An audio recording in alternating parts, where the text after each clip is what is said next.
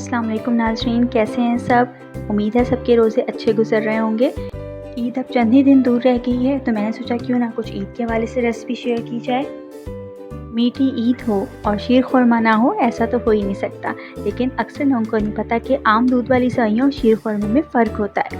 तो हम मज़ेदार सा शीर खुरमा बनाएंगे। रेसिपी पसंद आए तो फ्रेंड्स के साथ शेयर ज़रूर कीजिएगा और वीडियो को एंड तक फॉलो कीजिएगा। बनाना शुरू करते हैं। बिस्मिल्लाहिर्रहमानिर्रहीम।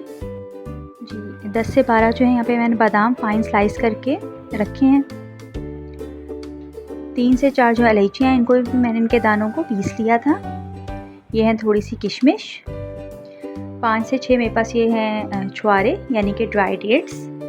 ये इसका शीर खुरमे का मेन इंग्रेडिएंट होता है, क्योंकि शीर कहते हैं दूध को और खुरमा यानी कि ड्राई डेट्स या डेट्स, तो ये इसमें लाजमी जाता है। ये हैं कुछ पिस्ते, ये भी मैंने कट कर लिए थे।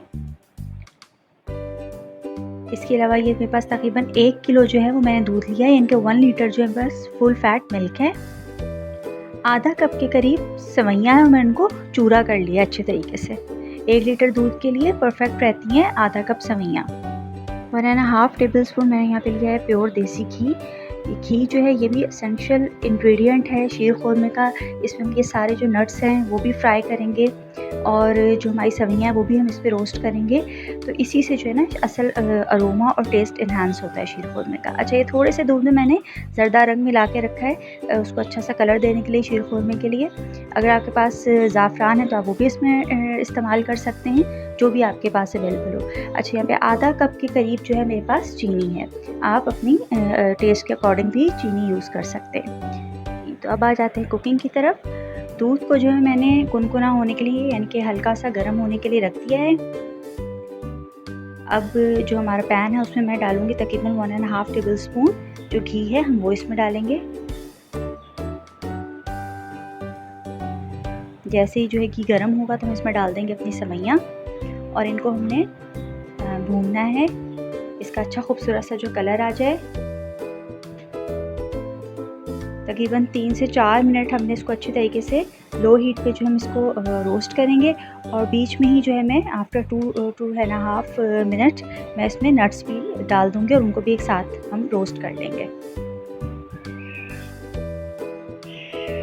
इसमें डालने लगी हूँ सारे नट्स। अच्छा, इसमें किशमिश अभी हम नहीं डालेंगे, किशमिश हम बिल्कुल एंड पे डालेंगे, क्योंकि कभी कभी किशमिश अगर खट्टी हो थोड़ी सी फ्लेवर में तो फिर क्या होता है दूध फट भी सकता है। साथ ही मैंने इलायची का पाउडर भी डाल दिया और हम इसको भी 2 मिनट के लिए अच्छे तरीके से इसमें रोस्ट कर लेंगे। जी, तो ये अच्छे तरीके से जो है वो रोस्ट हो गई हैं। अब इसके अंदर मैं डाल दूँगी दूध।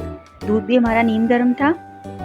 और सेवइयाँ रोस्ट करने का एक और भी फ़ायदा है कि इसमें जब आप दूध डालेंगे तो ये फ़ौरन से चिपकेंगी नहीं, या जैसे कुछ लोगों की जुड़ जाती हैं आपस में, उस तरीके से नहीं होंगी। बहुत खिली खिली हमारी सेवइयाँ जो है वो बनेंगी। येलो फूड कलर भी हम डाल देंगे इसी स्टेज पर। बस इसको हमने अपनी रिक्वायर्ड कंसिस्टेंसी तक कुक करना है।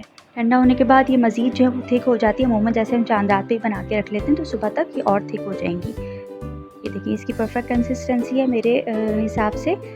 अब इसमें जो है वो शामिल कर दूँगी किशमिश और इसको थोड़ा सा पकाएंगे और ये हमारी रेडी है। अब इसको सर्विंग प्लेटर में डालते हैं।